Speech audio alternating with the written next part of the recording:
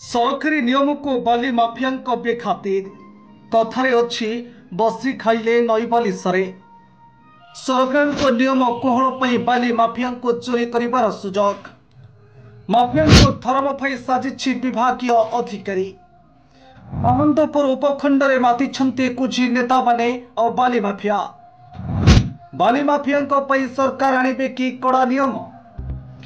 केन्दुझर जिले में बाली माफिया वृद्धि एवं विभिन्न नदी में बाली शून्य होगा बसला।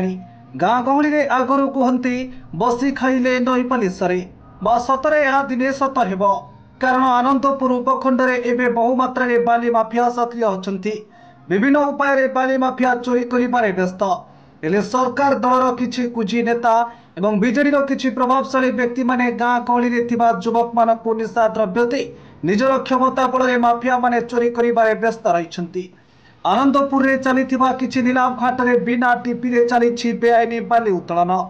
हाइवा गाड़ी गुड़िक ओभरलोड कर बाली चालाण हो गाँ गहली रास्ता गुड़िक अवस्था एवं शोचनीय हो कारण अंचलवासी असंतोष प्रकाश कर एपटे बाली गाड़ी गुड़िक माफिया किछि प्रायोजित निशाणी सुरक्षा देउथबा अभियोग होइछि।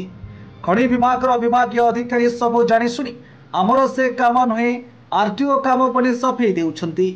तेबे राज्य सरकार को नियम कोहल बाली माफिया चोरी कर सुजोग मिलुछि। सरकार केबे बाली माफिया आणुछंती कड़ा नियम ता देखा बाकी रहा।